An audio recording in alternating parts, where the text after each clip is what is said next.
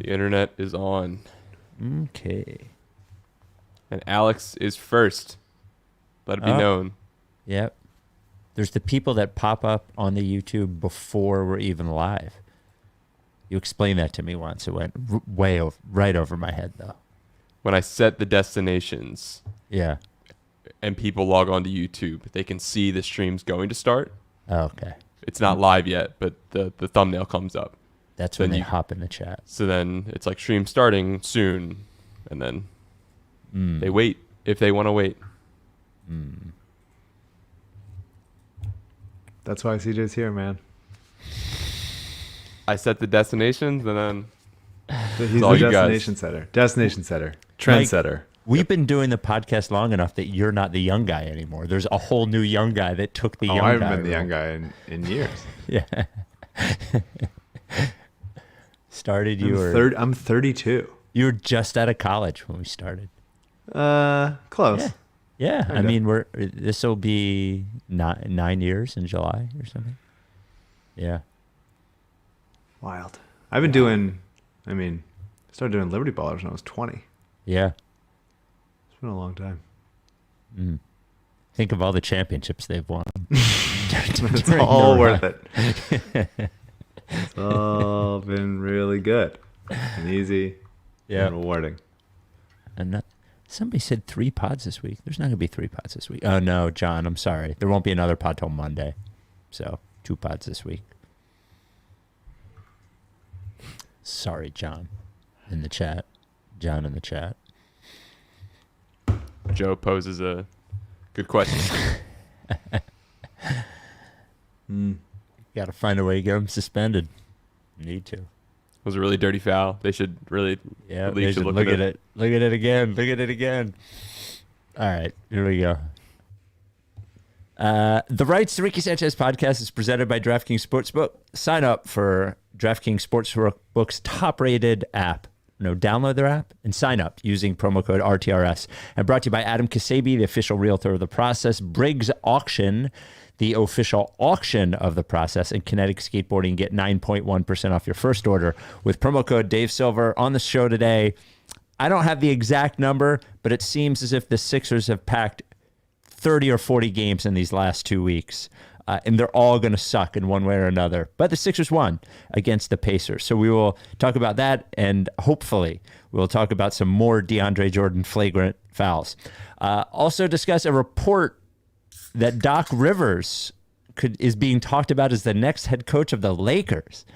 And the Joel Embiid MVP press tour continues, including some Philadelphia fan service. Before we get going, we need to give a congratulations to Wesley, Rights Ricky Sanchez listener Wesley, who welcomed his daughter to the world, Hollis Cheyenne. Hollis. Pretty now, good. We tweeted back, there's a photo, and Wes is wearing the Rights Ricky Sanchez Adopt Don't Shop hoodie with Abby's artwork on the back. We asked, Hollis, really? Yes, Wesley says. My wife came up with it, not me. I think the podcast may have incepted the idea. Look at her practicing her finger guns. Wow. Now, do you believe that they named the baby Hollis and it has nothing to do with Hollis Thompson? And the guy's got like every fucking I don't think it has nothing to do with Hollis Thompson. Yeah, okay. All right. Good. He said, my wife came up with it. I've never, come on. Definitely named after Hollis Thompson. We got to get this information to Hollis. Congratulations to Wesley and your daughter Hollis. That's right. I can't wait to see whatever she does in her life, because she'll do it 40% of the time, every time. Speaking of percentages, 9.1% off is what you get from your first order at Kinetic Skateboarding. It got a little warm in my office here. I had the tan Kinetic Reaper hoodie that I got. Hold on, let me show it to the YouTube folks. Look at this, everyone. It's great. Wait, where is it? See it? Got the Reaper on it. There you go. Great hoodie. Kinetic Skateboarding. We love their gear. We love their skateboards. If I was a youngin', I would definitely buy their skateboards. But for now, because I'm old, I just buy the gear. Love it. Sneakers you can't get anywhere else. Gear you can't get anywhere else. KineticSkateboarding.com. 9.1% off your first order with promo code Dave Silver. Without any further ado, Amos and the chef. Laddie, sweetie, the man is here.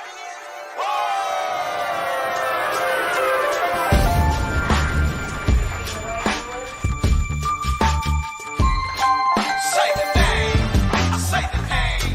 I say the name. We were right, y'all. We were right. Even when it went wrong, we were right. We was right, y'all. We were right. So say the name. Say the name. We were right, y'all. We were right. Even when it went wrong, we were right. We were right, y'all. We were right.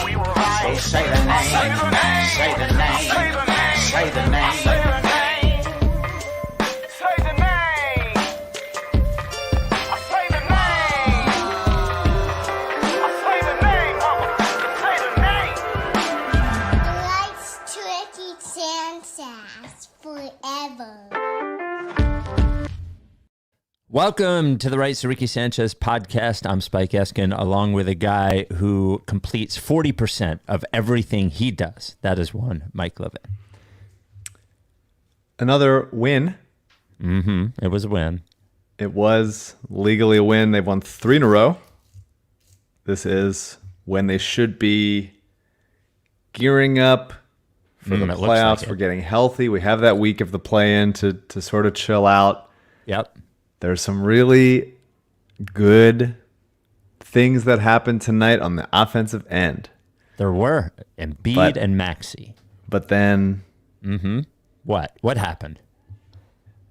Still talking about a backup center. Still talking about it. They haven't quite figured it out, have they? We really have been doing this for so many years. Ever since Joel's... even before he started playing with Nerlens and Okafor. We've been doing it for his whole fucking career. Remarkable stuff. The good thing is Daryl thinks it's funny and it's not a big deal. I did tell him, like, you have to understand how long we've been living with this, and I don't think he quite does. But here we are again, Embiid plus 20 in 39 minutes. DeAndre Jordan in 9 minutes before he got graciously ejected. The dumbest refs are so fucking stupid, man. Incredible. Remarkable stuff. Thank you, you dumb losers. Thank you. In 9 minutes, minus 11 for DeAndre Jordan. And this is just what it's going to be like. Same thing against the Cavs. Don't you feel bad being like, I don't want to direct it at DeAndre Jordan, who has been I do himself. A little. I don't. He's just him. He's not doing it on purpose. Well, no one does anything on purpose. Then why be mad at anybody on offense or on the team at any point? Well, it's not an effort thing. He's cooked. It's sure. Morey and the Rivers. Like I just can't believe this is the backup. We're here again. Like, I think part of it is that it's like a cursed position, maybe. Like at this point, it's something wild is going to befall whatever person that whatever sad human they saddle with this role. Wilson Chandler died. Probably. In fairness, he was dead when he maybe died. already dead. Yeah. Look. Do you think DeAndre Jordan shouldn't be playing professional basketball anymore? Do you think DeAndre Ben Jordan Simmons should not be playing professional basketball anymore? Like, there are things on the offensive end that James Harden can make him playable with his passing and penetrating, for sure. Oh, did Harden play tonight? There's no one that is 6'10" or taller that can't catch a lob in the NBA. So I'm not going to give him these like, oh, what a great play. Like, B-Ball Paul can catch a lob. Charles Bassey can catch a lob. Boban can catch a lob. Like, we don't need it to be DeAndre Jordan. And it's just because Doc has heard of him for a while that he's going to put him in. Like, there is nothing that Harden can do on defense that makes DeAndre Jordan playable. And when you have a backup center backing up Joel Embiid, who's arguably the best defensive center in the league, like, You need them to be able to be playable on defense. And DeAndre's not. And like, would B-Ball Paul or Charles Bassey like make mistakes in big moments? Of course. But they're going to get 8 to 10 minutes in the playoffs. And we just need them to not die. And DeAndre Jordan, every time he's out there, almost every time he's out there, is dying. They are a hopeless defense with him. If they had more wings that like were capable defenders, then maybe it wouldn't look as bad. But they really need someone who is going to get stops on the defensive end. And DeAndre is not that. He is absolutely not. The Sixers have, I would say, one, and I'm going to add a second, and I'm going to say Tobias is the second one, even though his off-ball stuff is crazy. I think Tobias has no peripheral vision. I don't think he has I would honestly get his eyes checked. On ball, he's been playing great on ball. Quick hands. You want to call him Wild Thing? Slapping the ball. He cannot look outside of this. As a passer, he can't look outside of it. As a defender, he can't look outside of it. He has to be like just fully engaged one-on-one. And so they don't have enough wing defenders, aside from Tobias and Matisse, to withstand all of the penetration that every other player on this roster is allowing to get into the paint. And DeAndre is not good. He's not good around the rim. He's not good away from the rim. He's not good on switches. He's not good on hedges. He's not good on blitzes.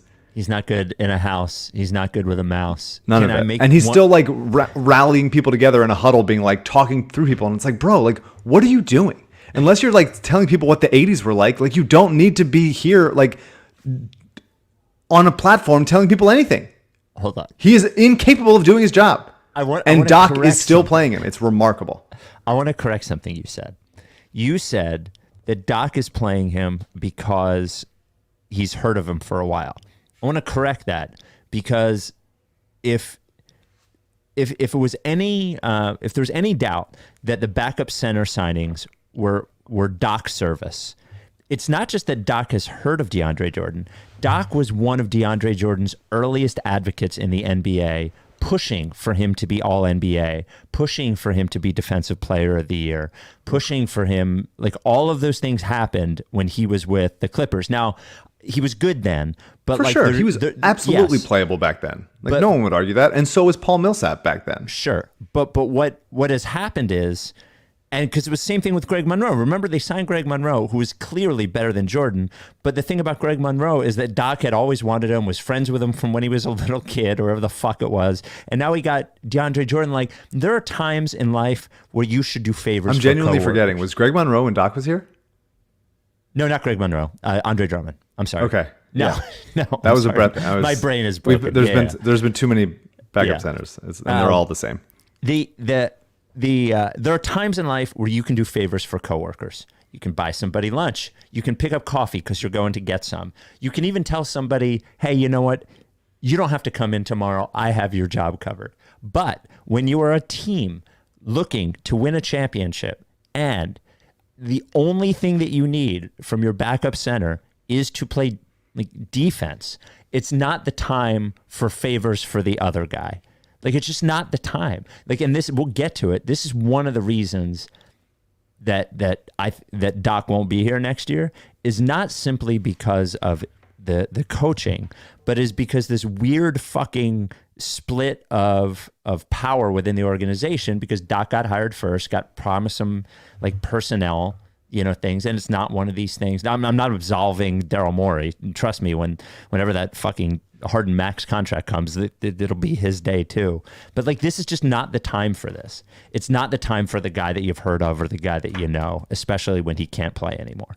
It's just remarkable. And then he gets tossed, and like Embiid is obviously absolutely incredible. He was one of the best players in franchise history. He is just remarkable. When he decides to be like, he decides to take it personally. He was talking a lot of shit tonight, which is kind of fun. It feels like Lloyd Pierce. He just wanted to like prove it to him for some reason. Former assistant coach Lloyd Pierce. And he's just like, he didn't even get to the line that much. He didn't take that many threes. He kind of just like went down and just like punished whatever big guy was getting sent to him by Indiana. And Indiana has some interesting big guy, like Isaiah Jackson. He's really athletic. He's really long, can block a lot of shots. Jalen Smith is a nice little stretch five option off the bench. They didn't have Goga tonight, whatever. But like, he's he'll face better teams, obviously, in the playoffs, but like how good he's gotten and just like his touch inside, just power and finesse, and he's remarkable. But like how... Yeah, I just want to talk about Embiid. You know what I mean? Wasn't it when they were up 30 or wherever the fuck they were up before the game got blown up, and Embiid was destroying them, and Tyrese Maxey had 7 threes in the first half? I just thought to myself, what a delight the podcast is going to be afterwards. It's going to be one of those ones where we're just rambling about how good everybody is. I started typing a tweet about how the game was in single digits when it was like a 17-point lead. It's like you just know, you knew it was going to happen because like there's not enough. Like the offense wasn't the problem. They scored 131 points. Like even when Embiid was off the court, they were still hitting a ton of threes. Tobias was 5 of 6 from 3, 0 for 5 from 2, which is very fun, and hope Tobias like recognizes that in himself. Harden hit a couple, Niang hit 3, Shake hit 2, Embiid hit 2, Maxey 8 of 11, which is wild. Newbeck, I mean, everyone's going to keep doing it forever, but like 8 threes for Maxey, 7 in the first half, more than Ben had his whole career here. Pretty wild. And like, I know you admitted this, a couple weeks ago or whatever, but like Maxey, legitimate shooter. Yes. 100%. Not a fluke. Like he's the second best 3-point shooter by percentage in the league right now. In the league. In the whole league. The NBA. National Basketball Association. He's incredible. He's really, really good. And I'm very happy, especially based on how, there was hope with Harden that like his lack of burst was I'm frustrated in Brooklyn thing because of like the shenanigans that were going on there. But like, and I'm still holding out hope that some of the lack of burst is a regular season thing, because I'm certainly giving regular season effort in the podcast. So of course it would stand to reason that he would be giving regular season effort in games. So when I show my burst in the playoffs, then I assume that he's going to show his as well. But yeah, very glad that they didn't trade Maxey for Harden for a number of reasons. And it's amazing how much the team would have been drowning. If Maxey was just the same guy he was midway through last season, this season, would have like they would have won they would have been on pace for like 41 wins, even with Embiid being as good as he was. Like it's been remarkable how much he has saved them, and how thank you, Mike Muscala, every day for the rest of my life. I love this kid. We will, whenever we get to do another live Ricky, we will absolutely hang a Muscala banner. Like, guy needs it. Nobody deserves it more than him. We got to do one in the fall. But man, it would have been nice to see, even when DeAndre came out, it was like, we could have stolen me some B-ball Paul minutes. We could have just like seen it a little bit. I mean, like, okay, if not for DeAndre, like it would have been B-ball Paul. And I just don't know what is it going to take for Doc to go, maybe it's not DeAndre. Maybe I should try something else. Like he's talked about earlier in the season, talked about like the assistant coaches, like Dwayne Jones was on me for like, he's ready. Charles Bassey, he's ready. And he plays him and like, yeah, he looks pretty good. Wow. And then like later on, he was like, hey, I almost played Paul. I almost played him. And that's a win for him. He's fucking with us. He's fucking with us. It's just like, I just genuinely don't understand. Like what will have to happen? Will DeAndre Jordan's, will his leg have to fall off will both DeAndre Jordan and Paul Millsap have to fall off? Or will they just be like Tobias at center? We got it. We don't need it. Like I genuinely am worried that like there's absolutely nothing that could happen for him to play Paul Reed, because he's weird, because Paul Reed is weird and he looks weird on the court. His limbs move in an interesting way. And I think Doc is just like, that's not basketball. Well, he's a stubborn asshole. He's a stubborn asshole. Okay, Doc thing in a second. First, hold on, because if I start this, then I'm not going to be able to get to this. Adam Ksebe, official realtor of the process, not a stubborn asshole. You can't be a stubborn asshole to be the official realtor of the Rights to Ricky Sanchez podcast. You can't be. Not in today's market. It's fucking crazy out there. It's crazy. If you're going to buy a house, if you're going to sell a house, Adam Ksebe is who you have to go to. Ksebe. His whole team, he's got a whole team now, works out of Long and Foster and Bethany Beach. Summer's coming up. You need a Delaware beach house. Definitely. I know everyone from our area goes to the Jersey Shore, but more and more people are going to Delaware. Why? Less crowded, better shore points, lower property taxes. or Bethany or Rehoboth or Dewey or Lewis or any of those places, Ksebe and his team can help you out down there. They got all of Delaware covered. They got all of Maryland covered. And if you need a realtor that isn't in one of those places, well, you can still go to Ksebe because he will interview realtors until he finds you one. He's a great dude, has helped several of our listeners, and he really has a passion for doing this. If you have a realtor, it's like when we were talking about Mortgage CS. If you need your realtor to be on all the time, 100% of the time. You text at any time, you can get him. That is Adam Ksebe. 302-864-8643. 302-864-8643. Or email adam@processrealtor.com. That's Adam Ksebe. Ksebe, the official realtor of the process. When you think about Doc Rivers, and again, not a big talk about the coach guy, but really don't know what his key benefit is. I don't get the sense that he's beloved by players. He is not a great strategist. He is not great with the media. I don't know what he does well. Well, being great with the media is like the least important thing any coach could ever. No, well, I'm trying to look at what he is actually good at. You know, like he's a dickhead to the media. Players, like the Clippers turned on him. Like, I don't think players like him. Like, I don't think that's a thing that they like Doc Rivers or anything. There might be some players that like him, but I don't think he is like Mr. Players coach or whatever. Well, ask JJ next time he comes on the pod. He's not a strategist or anything. I don't know what the fuck he's supposed to be good at. Like, that's all. I like everybody. He makes $8 million a year to just like to not know basic shit. Is $8 million a year. He's blown more 3-1 leads than any coach in the history of basketball. All right, whatever. Anything else on this game? The Max, before we get to the Lakers rumor, Embiid was fucking bananas tonight. Maxey, I've got nothing left to like question about him. And you mentioned, I did say that. I don't know what to say. I want him to take more of the offensive load. I know you've been saying this for a while, especially when Harden's going to come in and just like not even try in this game. Like he barely even showed up in this game. So if we're going to get that, and he's going to defer as much as he's deferring and also get stoned a few straight times by a Pacers player, I feel like it happens every game. Just let Maxey do more. I would love to see, I know he scored 30. I would love to see 30 Maxey, on 12 shots. Yeah, I would love to see him take 19 shots every fucking game. Really, like truly at this point. Just let him work some shit out. You know? Yeah, I mean, 14 assists for Harden. Like, love him as a distributor. Really wish.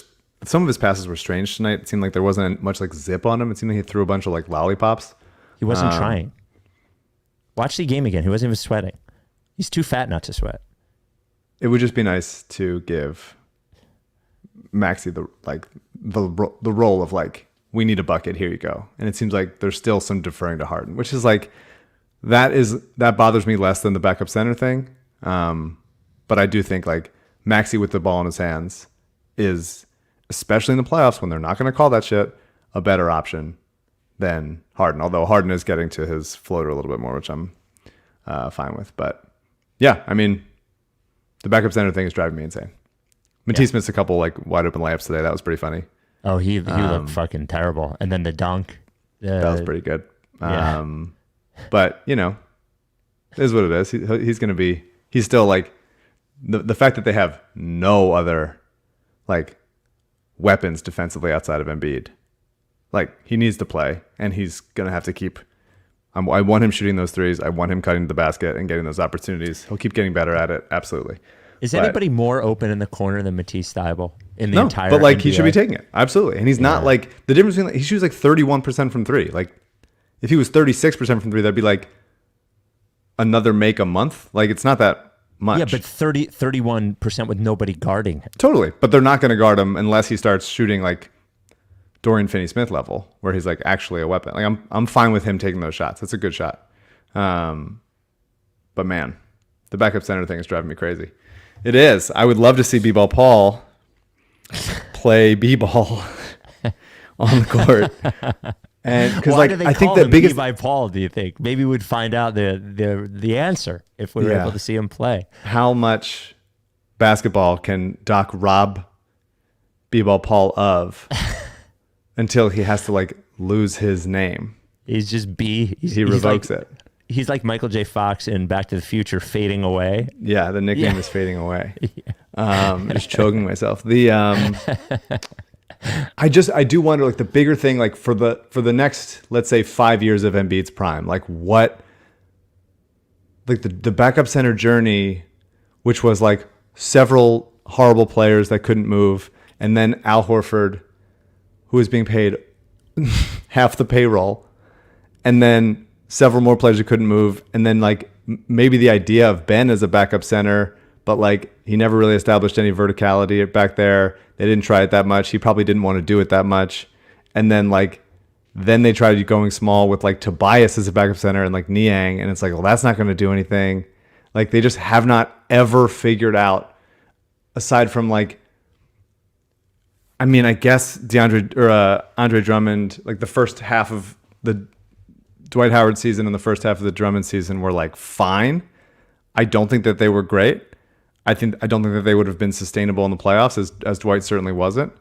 Andre's better than Dwight for sure and would have been at least something. But like, how do you play?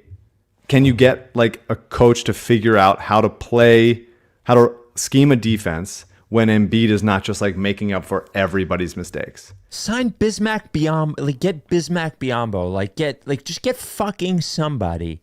But I think Biyombo, like with the Suns, Biyombo looks good because they have so many good wing defenders. Yeah, but and like a competent system. Biyombo would look like anybody we have had. I love the pitch. I love the suggestion. Thank you for it. I hear it. I don't think Bismack Biyombo is the answer, but I respect it. He would be better than DeAndre Jordan or Paul Millsap.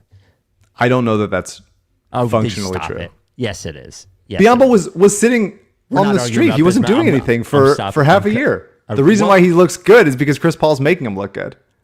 Paul Millsap hadn't played in 3 months. Like that's fine. At least Paul Millsap has the idea of a 3-point shot. Yeah. Biyombo's not doing anything. Like I love it. Like I love it. I'm here for it. I respect it. I don't agree with it, but I'm happy it exists. That Biyombo would be the answer, and that you think that Biyombo wouldn't do exactly the same thing that we are living through right now. But I like. At least Bassey's you want to put in Paul Reed. I mean, it would be the same thing. Paul Reed's an incredibly gifted defensive player, just in a weird way. And Doc is determined to be like 90s normal. He is determined. He really is. He absolutely is. He can't help himself. He wants to play so many power forwards at once. Like all he wants to do is play like 6'9" power forwards who shoot from like 12 feet out. Like he's dying to do it. But like, there's some assistant coach, Sam Cassell's like, bro, you can't do that. You can't play 4 power forwards at once anymore that can't shoot. And he's like, grumbles about it and it's fine. But like, he's like, I'm not giving up how much I want a normal backup center to get absolutely dusted over and over again. Because if B-ball Paul does anything weird whatsoever, I will lose my mind. It really is remarkable that he has not tried it. Like, I mean, I could talk about it for several podcasts. On my head, my forehead's resting on the mic right now. I'm gonna tweet Daryl while we're doing this and say, I just want Doc to like watch previous, like watch the Raptors series. Come on the pod. Watch any series and explain. Anyone do why anything? You won't play. This isn't going to work. It's not working. It's not working. Someone has to answer for it. We're all watching it, and I get that. Like, I don't think Paul Reed is the best possible option in the world, but he's the best possible option on this team. And but he's the best possible. You're watching, like, you watch the Clippers. Isaiah Hartenstein is good. He is a good backup center. He is taking minutes away from Ivica Zubac because Hartenstein can pass and he can protect the rim, and he keeps guys from scoring easy buckets, and he moves his feet well, and he has like young legs. And DeAndre Jordan is none of those things. All he can do is catch a lob if no one's around. And like in the playoffs, people are going to be around. Does Dan Burke have a Twitter? I don't know. I just like, you look at so many teams that have like figured it out, and the Sixers for so many years are either spending like half of a medium-sized country's GDP on Al Horford, or they're just like insisting on playing the same guy, like lumbering 34-year-old body, dragging their ass 2 years older than me, dragging their ass around, like just old legs, like 17 meniscus surgeries, just like lumbering around, watching them get absolutely dusted. And then they go, like, Tobias looks at them and goes like, what the deal? It's just, I can't believe we're still doing it. It's over and over again. How long have I been talking about this on this podcast? I blacked out. It is remarkable that we keep the Pacers doing it. So I'm watching the Pacers broadcast, and by the way, they might be the one broadcast in the NBA that is as homery as the Philadelphia broadcast. They are pretty intense. But after DeAndre Jordan got kicked out of the game, Embiid did something good, and the color guy goes, "That's why I wanted DeAndre Jordan in the game." Well, sure. He said, like, it's when the opposing broadcast crew is talking about how they want one of your players in the game, that's usually a negative thing. So it's unbelievable. Terry Taylor on the Pacers would absolutely rather have him as a backup center. He's not a center, but absolutely anyone on this team. Absolutely. It's like there's so many options everywhere else, and there's options on the Sixers bench, and Doc just insists on playing like the same four guys he had on his like original Nokia phone. He's like, I had this guy's number, and I'm gonna call him, and he's gonna play 12 minutes a game in the playoffs for me, and he's gonna be a minus 14 in those minutes, and I'm gonna say I liked what I saw in the post game, and all the reporters are gonna make the same face at me, and I'm going to get so upset at them and blame them for why the Sixers are losing another series. The question is, would we be saying this about Greg Popovich if this was a decision that Pop made? Don't let him become just Paul. Bring back the B-ball. We need the B-ball. It's like the B-ball. Instrumental to who he is playing basketball. Yep. If he's unable to play for several months at a time, then he's just Paul. Yeah. What a shame. Embiid's very good. Max is very good. Yeah. Franchise record for threes. If only they weren't getting. How did Embiid have to play 39 minutes in this game? Like, it is fucking obscene. By the way, he has the lead in the points per game. He is in the lead for the scoring title. How many more games does LeBron have to play to qualify? I think he has to play one more game. I thought I heard 2. Okay. But CJ says 1. He's the producer. So it's one more game. There it is. And he is King percentage. CJ. Here's all I want. I want Joel Embiid to win it, but at the very least, I want him to make LeBron do something very obvious and pathetic to get it. Because I think that would be a victory too. Like LeBron scoring 64 in a 22-point loss to win a scoring title for a Lakers team that was out of the play-in, I think would be a victory for Embiid. I want Embiid to win MVP. Yep. And then everyone in the front row of the award ceremony or whatever Shrine Auditorium is Embiid's former backup center and Doc Rivers. And I want Embiid to throw the trophy so hard at one of their faces that it just keeps going through and they keep banging into it from behind like bowling pins. And they all get knocked out. Embiid right now at DraftKings. Shout out DraftKings. Plus 220. RIP, I think it's still possible that he wins it, but rip Ethan at DraftKings 50-1 Embiid MVP bet. Sorry to hear that, buddy. I got dinner next time. Jokic is minus 320. Giannis is plus 600, and the Sixers still sit at plus 1,000 to win the title there at DraftKings. 2 titles, speaking of which, up for grabs at the stacked UFC 273 fight card. Join into the action with DraftKings Sportsbook, the official sports betting partner of the UFC. New customers, are you a new customer? Bet $5 on any fighter and get $100 in free bets. Win or lose guaranteed. If no sportsbook available yet in your state, everyone can play for a share of millions in prizes with DraftKings Daily Fantasy MMA contests. Draft your lineup of fighters while staying under the salary cap and rack up points for strikes, takedowns, and more. I love DraftKings. Safe, secure, reliable, and a supporter of the Reiki. Download the DraftKings Sportsbook app now. Use promo code RTRS. Throw down $5 on UFC 273. Get $100 in free bets no matter what. That's code RTRS this Saturday at DraftKings Sportsbook, the official sports betting partner of the UFC. 21 and older. Restrictions apply. See show notes for details. The Apple Podcast 5-star review of the week, we were at 3,067. Leave us a 5-star review. This one is only 1 star. The subject line, trash. I stopped listening when I realized I don't like either of these people. That's a great reason to stop listening. It's one of the best I've heard. All right. This per Jake Fisher. Did you wait before you get that? Did you see Justin Anderson? No. Justin Anderson on the Pacers, former Sixer, was Joel Embiid's hype man for his entirety of his time here. Yeah. Now he's playing for the Pacers, played a couple minutes tonight. And as Embiid's doing the post-game interview with NBC Sports Philly, Justin Anderson grabs the headpiece microphone and takes it from him and says, "Give the man his damn MVP." There we go. Still trying to get that last roster spot on the Sixers. Honestly, Justin, you would have regular rotation minutes. I would rather have Justin Anderson as the backup center than DeAndre Jordan. Okay. Justin Anderson was the guy with Embiid at the Super Bowl when Amos almost broke Embiid's hand. Yeah. That's right.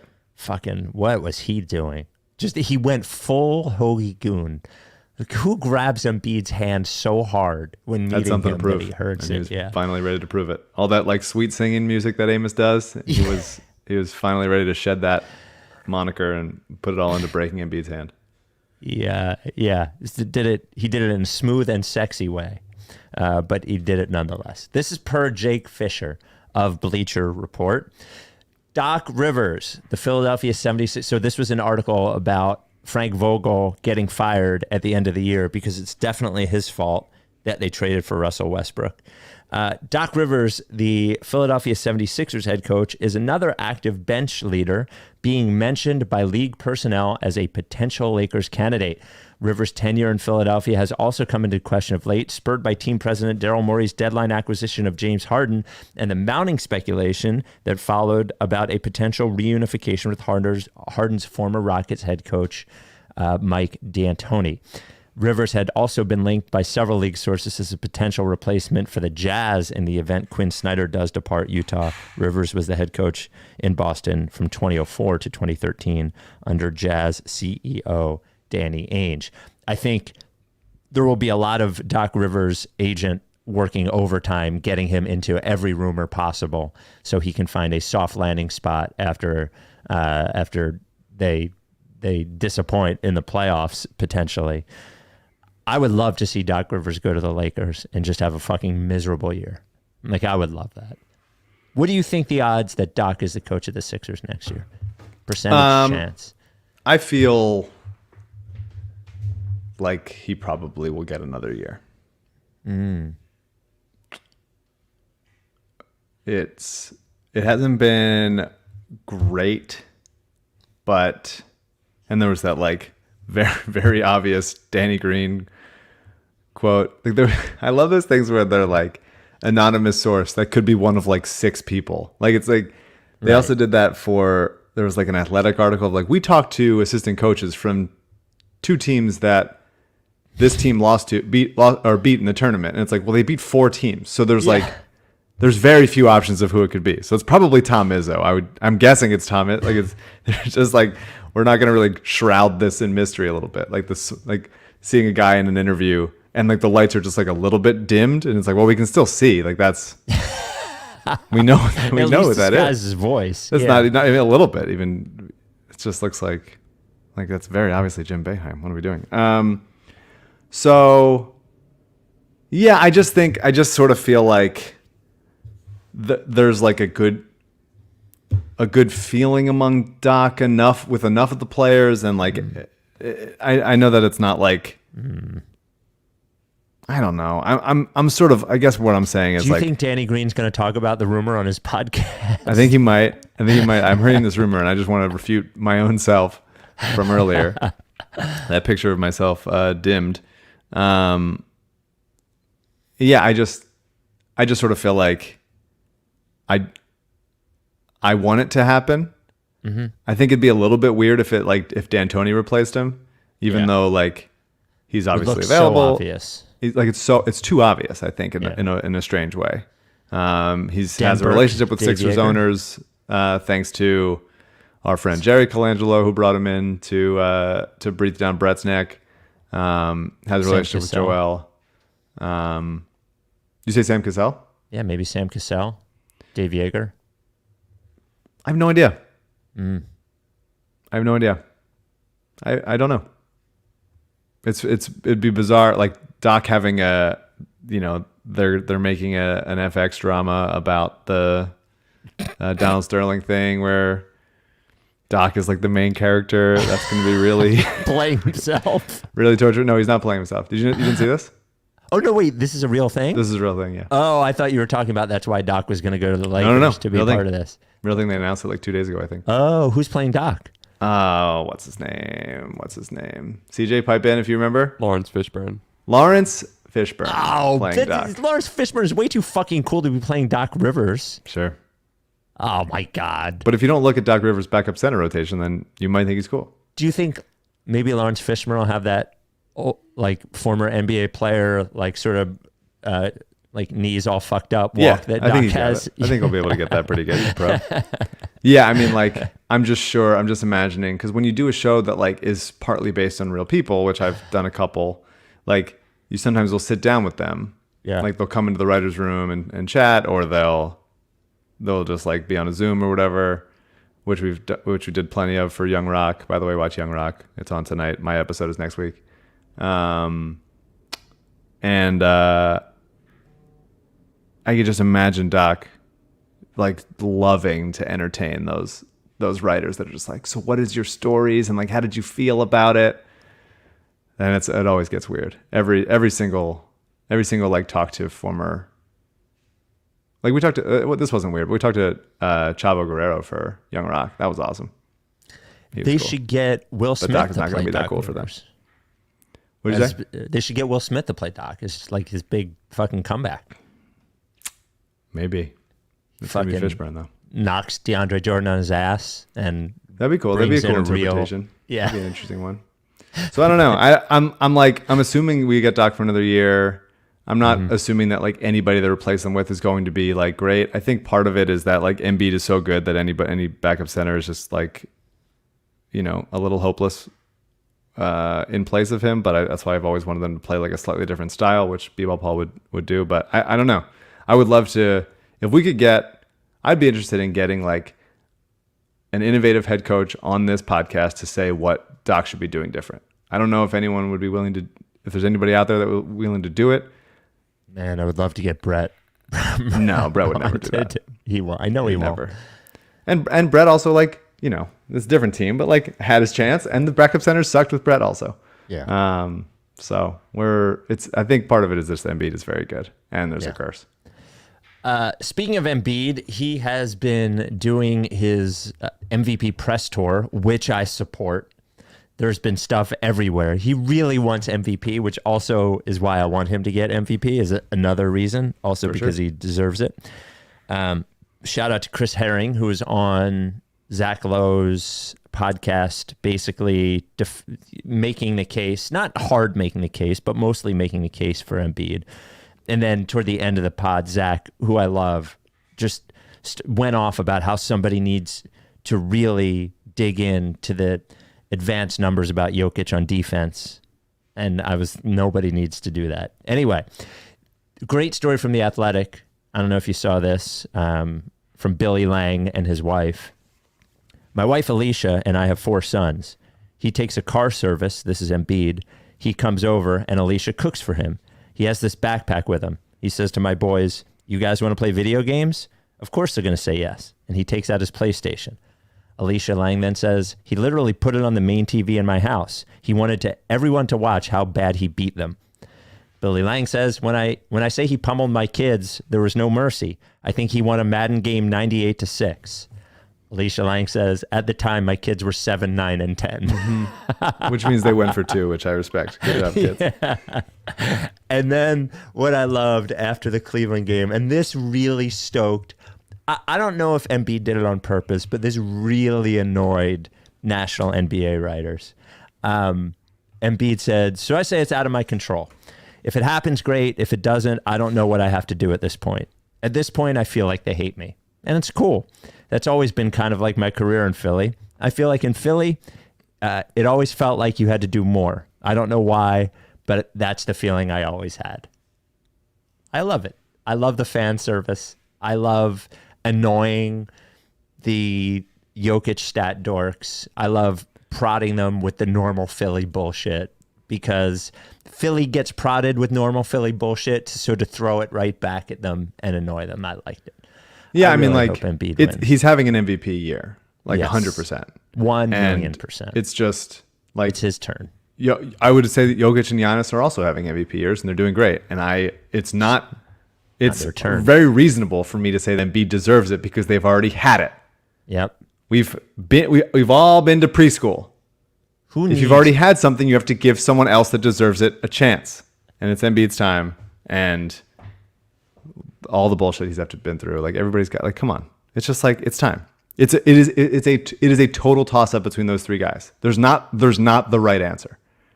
There's not the right answer. And the fact, if one of them finishes in the second seed and versus the 4 seed, that's split by like 1 game difference, that's not going to be the answer either.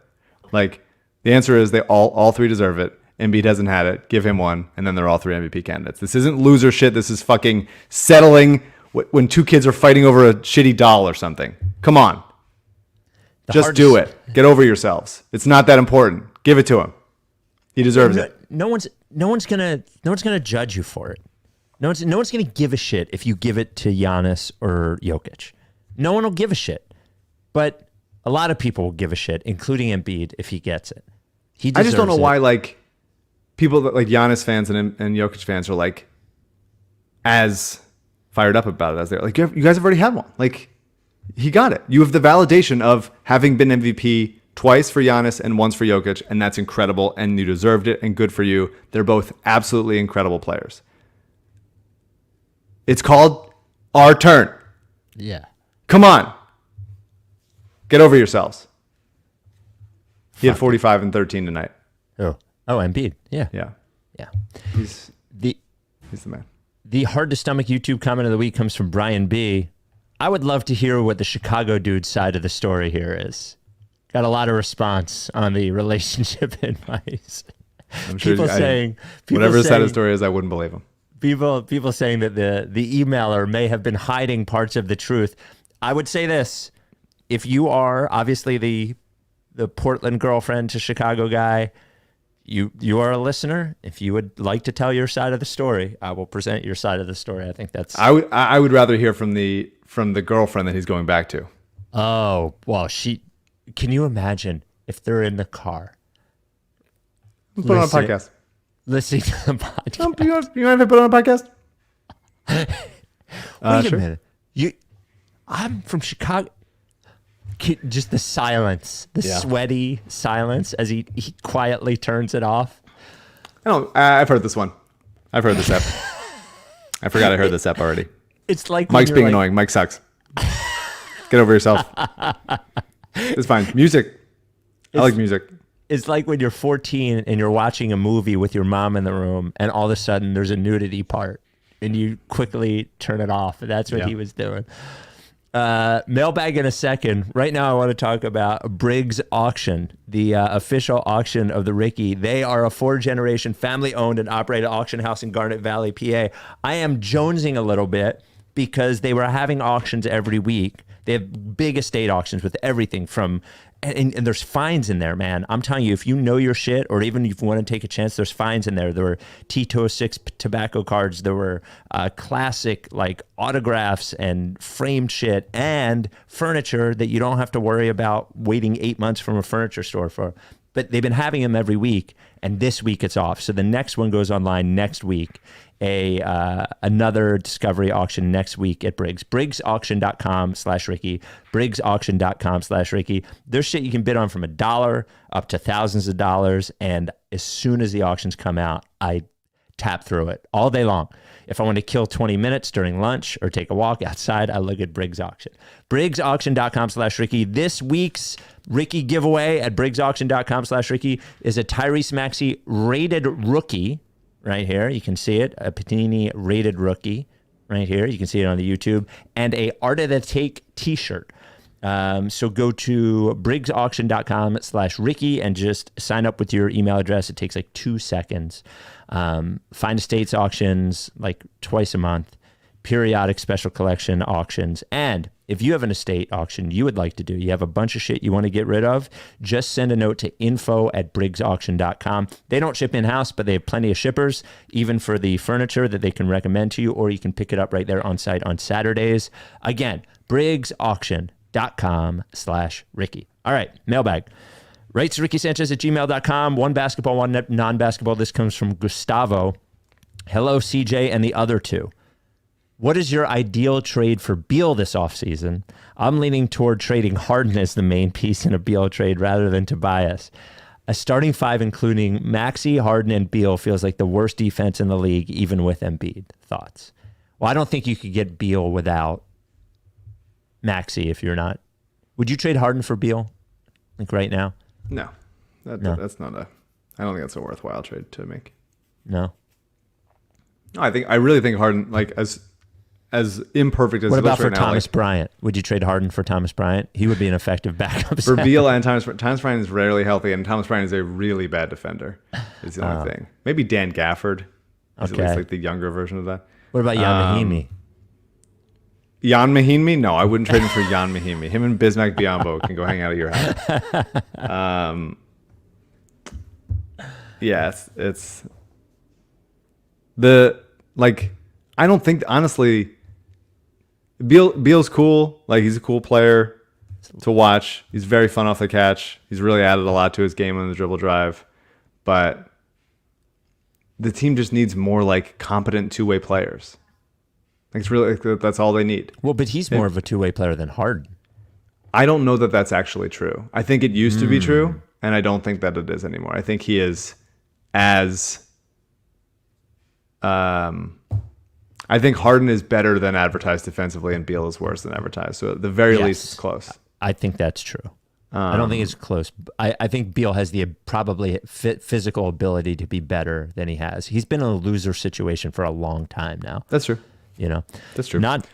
Oh, go ahead. I'm sorry. No, you were saying? Go ahead. Okay. Non-basketball question. Sort of a jigsaw. I saw a meme that depicted a man in the shower taking a shit into his hand and throwing it in the toilet. Would you rather poop in the shower and stomp it down the drain? Stomp it down the drain. Or catch the poop in your hand and throw it in the toilet? Oh, absolutely stomp it down the drain. Yeah. 100%. Yeah, I would. And you don't have to do much stomping. Like the water will wear it away. This is such an unhinged. I think it's fine. I'm so close to thinking that it's actually just fine to do, and that would be a reasonable thing. If I had my own shower that I didn't have to share with Alyssa, then there's definitely a time where I'd be like, if I was like in a really bad place, I'd be like, fuck, whatever. It's going to the same place anyway.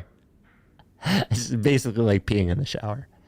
It's like no different. It's the same. Number one, number two, just numbers. This comes from George. Hi, Mike, Spike, and CJ. Basketball question. Tobias has been playing a lot better lately. He has. Of course, the playoffs will be telling, but either way, do you have to trade Tobias for more depth in the offseason or at least dump his contract and use that money on free agents? Would it be better to explore trade options for Danny, Ferk, etc., possibly both options? I'm fine trading Tobias, but he has been significantly better. I bet he's not comfortable like this, and I bet he doesn't want to spend the rest of his career like this. You can almost see the anxiety on his face doing it, which is why I give him credit for doing it, but I would rather have two competent players than one, and maybe you could make that happen with a trade for him. So yeah, I agree with that. I'm interested to see how long this lasts. Yeah, because he is a good catch and shoot player. Like he is proving right now, like he can do this. He is capable of doing it. Whether it lasts when it tightens up and it gets less comfortable, we'll see. I don't think if I'm the Sixers, I'm not attaching stuff to get off of Tobias just to get off of him. because I don't think like there's a ton of stuff you could do with cap space or anything. But if you do get two like helpful players on shorter contracts or smaller contracts that add up to it, then I'd be intrigued by it. But if there's not an option of that, where you're just like, we'll just keep Tobias, we'll trade Danny for someone with functional knees and hips, and then once Tobias is expiring the following year, right? Because it's the following year, then that's a way easier trade to make rather than with years attached. Hold on, I got lost here. Oh, there we go. Non-basketball question. Who could shit their pants mid-game and hide it better with the way they normally walk? Danny or Doc? Danny. Over Doc? Yeah, I think Doc, you'd be able to see it on his face that he shit his pants, and I think Danny would be able to roll with it. Oh my God. Wait a minute. Where'd the other email go? Okay, this comes from Scott. Hello, friends. Sam Vecini has a podcast, the Game Theory Podcast. Sam just had Matt Moore on to discuss the MVP race. One of the RTRS team has to listen to this. Moore basically said that Embiid is a distant third, and he can't even find a way to seriously consider him. Apparently, their quote narrative doesn't matter anymore. It hasn't in many years because the voters stopped caring about narrative years ago. He also subtly indicated Embiid is partly at fault for how the Simmons situation transpired. Yeah, Matt does think that, and he won't give it up. Matt's was always been a nice guy to me. It feels like he's been swallowed by Twitter and he is one with the machine now. Like I look at his Twitter and he's fighting with people like 20 hours a day, and the Embiid thing seems like a troll. Yes. But I'm just saying it's consumed him. Yeah, I've been on Sam's podcast. It's a good podcast. I don't know. People say narrative, but like it's also just like context. Like, well, that's all narrative is. I feel like people say of what the story is, like how things got to be the way that they are. Embiid and Jokic are clearly wildly more important to their teams than Giannis is, and Giannis has already won 2. And I think that you think about context of like, do we really want to give Giannis a third MVP this early in his career and cement him as those guys when these other 2 guys are very deserving? To me, Jokic is an incredible player. I have nothing against Jokic. He's absolutely an incredible basketball player. And to turn himself into a good defensive player, he's not even close to in the league as Embiid. But to turn himself into a good defensive player by just being like incredibly crafty is really impressive. And he has great instincts on the defensive end and quick hands, all that stuff. He's a great player. And him on offense, he's a better offensive player than Joel. He is. It's not. I think it's a clear step up. Yes, but Embiid is a better offensive player than Jokic is a defensive player. No, and that's not even close. I don't think it is either. No, Embiid's going to lead the league in scoring. Yeah. Do you see what I'm saying? Like that, just for context there. Yeah. But Jokic's passing and his finishing and like his like in crazy angles, like they're both a joy to watch in their own very different and distinct ways. But the idea that Embiid is not just as deserving because of how impressive he is on the defensive end and how much he's playing with, like a lot of the time when it's Niang, 4, you could argue like well below average defenders. I believe in Niang and Tobias a little bit, but like their foot speed is poor. Harden's awareness and like level of giving a shit defensively comes and goes. And Maxey's a kid and he like has a lot. He's going to be good, I think, eventually, but like he has hits and misses.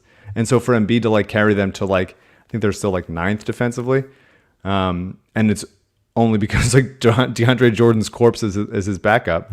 Like he's incredible. He absolutely is deserving of MVP, 100%. And like these catch-all defensive metrics are not reliable. Like you can use them for some things, you can talk about them, and like this is important, that's important, but like we've had the conversation. You can't just point to that and go like, well, this says it.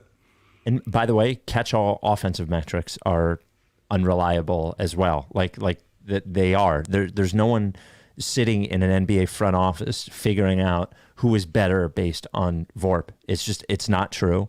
The more numbers you add into one thing, trying to do with basketball, the less reliable it is. And here's my final. It's a tool. I mean, like, yes. I think part of it is like on-off splits for your best player I think is helpful. And for all players, I think it seems like, okay, is your team better or worse when you're on the court versus when they're off the court? And like, if it's not, anyway, whatever. And how about this? Like in the playoffs, like I can tell you, Jokic will be targeted defensively and Embiid will not.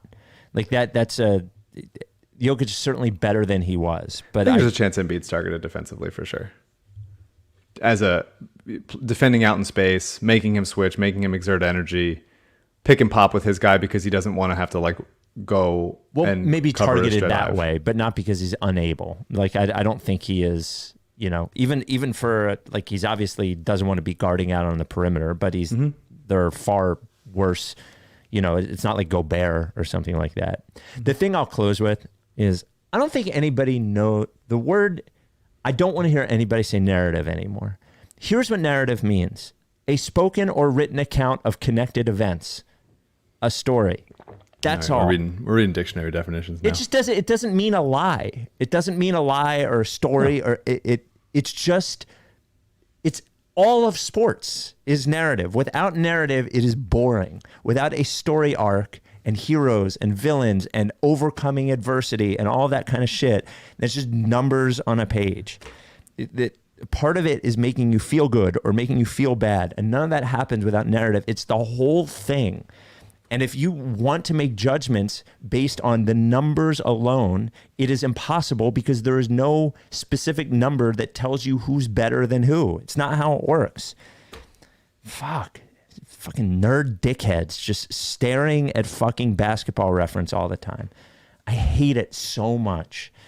I don't think there's most people that are doing that. I think there's some people, obviously, but I think a lot of people, like Jokic is very, very good. And watching him play basketball, he's very, very good. He's great. But you could sit there arguing the numbers all day long, and it doesn't, like it does not quantify everything. It just doesn't. Of course. It doesn't. And the one number here's the three numbers that matter. 2, 1, 0. Giannis has 2. Jokic has 1. I like that you're on board with this. Yeah. It's called fairness. Yeah. Look it up. I just think and I think about this with making any decision. Like when there's 2 good decisions or find 3 good decisions and like the difference is like marginal, just like move on. Like pick one and move on and it's probably going to be fine. And these are all 3 great decisions. Embiid deserves it, hasn't had it. Go back to preschool and accept that this would be cool. And also, like, if you do believe, like a lot of people do, like, what's the narrative here? Like, if Matt is wrong to think that like Embiid ran Simmons out of town, like that's bullshit. Like that's just like total bullshit. Crazy. He said he said literally one thing. It might have been a turning point when we passed up that wide open dunk. Like crazy. What an awful thing to say. Like burn him at the stake. Come on.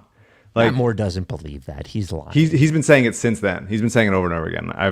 I argued with him about it like when it happened, and it's just he's just wrong. He's just straight up wrong. This isn't like a homer take. Like I was obviously very Simmons defending for probably longer than I should have been, but like it wasn't the case. Like guys get into fights. Fucking Jimmy Butler almost choked Eric Spoelstra in the huddle. Like what are we talking about here? Like some guys, like he shouldn't have been. That shouldn't have been like I'm leaving forever. Like that's an insane. That would be to side with that guy for like one thing. It's a fundamental misunderstanding of like what like arguments are like and coworker disputes are like. Sometimes you guys disagree about stuff and you gotta like move on, especially in the heat of a moment in like such a high pressure situation. It's just ridiculous. Shake had a good game tonight. I wanted to say that. Thank you, Shake. He did shoot 1 3 that looked like he was shooting a bowling ball, but sure. otherwise it's good. All right, we won't talk to you again until after the regular season is over. We'll talk to you on Monday. 3 games left. Good to see TJ tonight. Back in action. Yes. He definitely returned just so he could play the Sixers. There was no reason for him to come back. He will always want to fucking shove it up the Sixers' asses for not re-signing him, and I love him for it. I think he also just likes those guys. I think he likes a lot of those the guys on the team. Like him and Matisse met on vacation. He's friends with Shake still. Embiid, obviously. Him and Niang, I think, might have played together. No. Maybe met at one point. No. Just like, he's around. Yeah. It's good to see. Good to see TJ come back. And he did look a little rusty, but good to see him come back. His teammates giving him a what's it called, standing O when he came back. So welcome back, TJ. And I love Halliburton. I love Halliburton. It seemed like he was kind of invisible tonight for me. I didn't feel much of him. He had a couple tonight. steals, bunch of nice plays. He had 21 points on 12 shots. Like he's legitimately going to be good. And I think that there's a world where Dow regrets if Harden like continues to like not have that burst, where Halliburton keeps taking a step forward, and a Maxey Halliburton all Tyrese backcourt would have been really cool for the next like 5 years. Can I ask you something?